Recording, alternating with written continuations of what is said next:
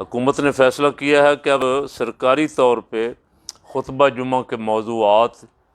سعودی عرب، امارات، کویت، بحرین وغیرہ کی طرح خطباء کو دیے جائیں گے، اور وہی خطبہ جو لکھا ہوا آئے گا وہ پڑھ کے لوگوں کو سنا سکیں گے۔ اپنی مرضی کی تقریر جو ہے وہ ختم ہو گئی۔ آئندہ علماء کرام، خطباء اور ائمہ جو ہیں وہ مساجد میں اپنی مرضی کی تقریر نہیں کر سکیں گے، اور اپنی مرضی کی تقریر کا مطلب ہے کہ حق نہیں کہہ سکیں گے۔ وہی کچھ کہنا پڑے گا جو حکومت کی مرضی ہوگی، جو حکومت کی خواہشات ہوں گی، جس طرح کا لبرل اسلام حکمران چاہتے ہیں اس کے مطابق کی خطباء کو اور ائمہ کو بولنا پڑے گا۔ آج کی خبر یہ خبر دے رہی ہے، تو میں متوجہ کرنا چاہتا ہوں علماء کرام کو، خطباء کو، ائمہ کو، کہ وہ اس پہ غور کر لیں کہ ان کی آزادی آہستہ آہستہ سلب کرنے کی کوشش ہو رہی ہے، اور انہیں غلام امام بنانے کی کوشش ہو رہی ہے۔ مسجدوں میں امام تو آزاد ہوتا ہے، امام تو قوم کی رہنمائی کرتا ہے، امام قوم کی قیادت کرتا ہے۔ اللہ نے اسے اس منصب پہ فائز کیا ہے۔ اس کا کام صرف نماز پڑھانا نہیں کہ 4 رکعتیں پڑھائے اور کوئی سرکاری خطبہ دے کے فارغ ہو جائے۔ اس کا کام یہ ہے کہ وہ امت کی امامت کرے، امت کی قیادت کرے، امت کی رہنمائی کرے۔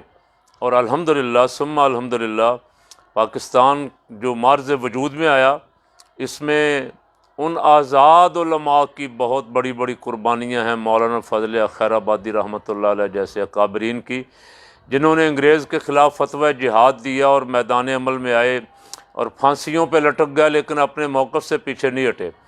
اس وقت سے لے کے آج تک انگریز کے غلام جو ہیں انہیں مسجد کھٹکتی ہے، مسجد کا امام بھی کھٹکتا ہے، خطیب بھی کھٹکتا ہے، علماء حق بھی ان کی نظر میں کھٹکتے ہیں کہ کسی طرح ان کا بندوبست کیا جائے۔ تو اس بندوبست کا آغاز کر دیا گیا ہے۔ اسلامی نظریاتی کونسل کے سربراہ قبلہ یاس صاحب نے،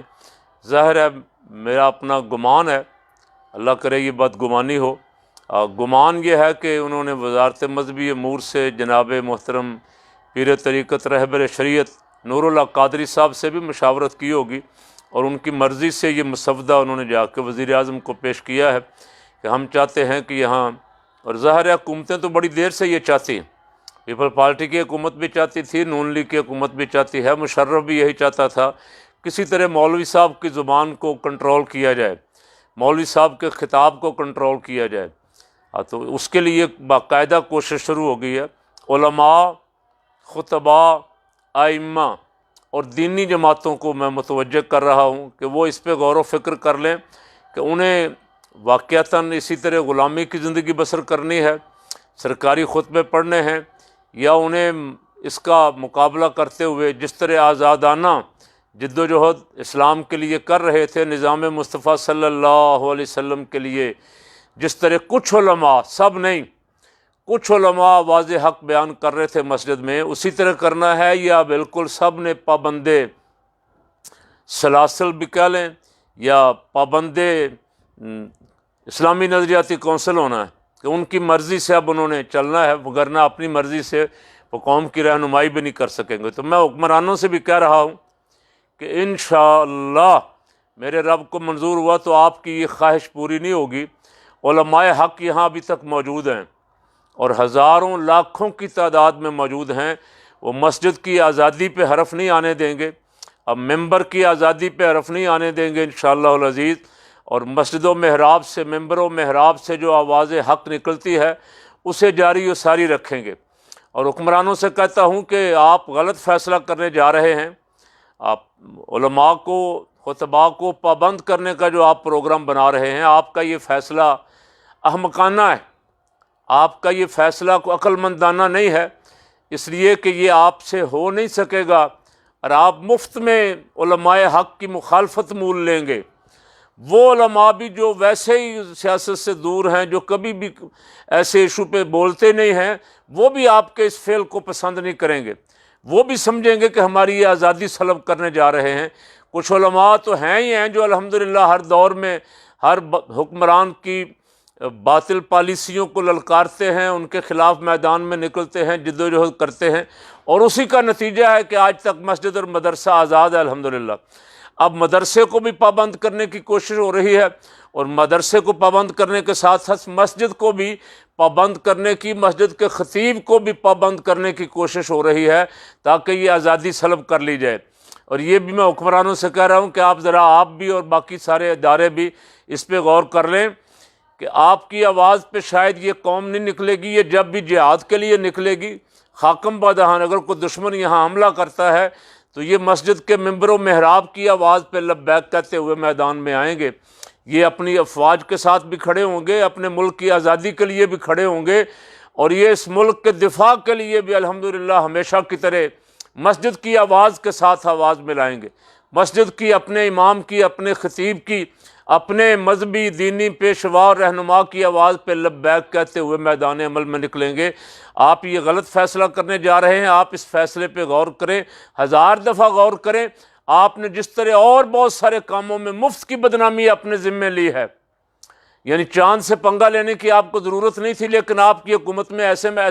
30 مار خان صاحب بیٹھے ہوئے ہیں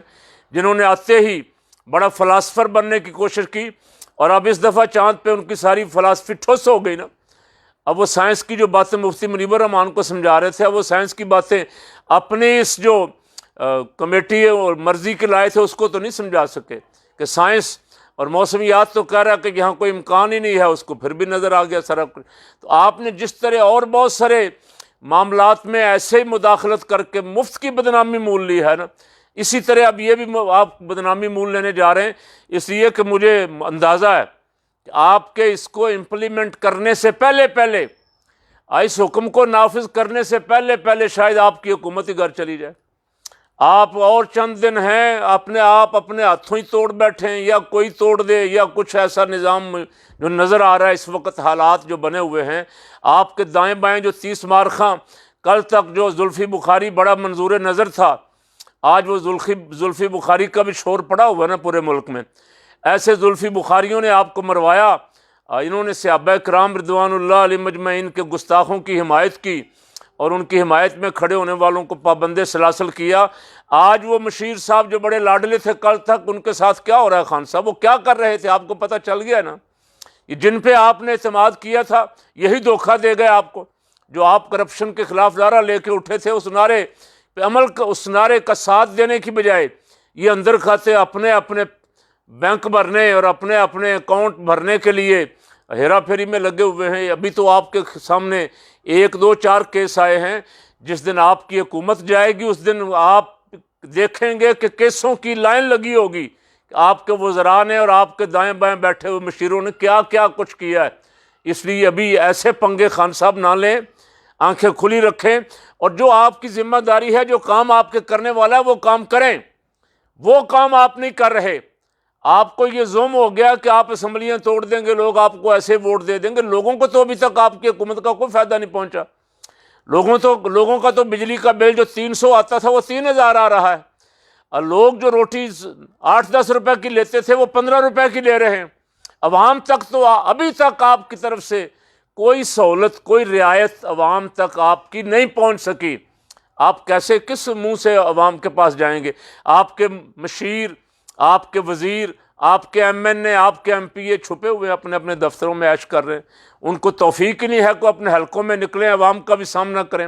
آپ غور و فکر کریں، ایسی جو تجویزیں دینے والے درباری ملا ہیں، جو آپ کے دائیں بائیں بیٹھے ہوئے جو واہ چاہتے ہیں، ان کی تجویزوں پہ عمل کر کے خام خواہ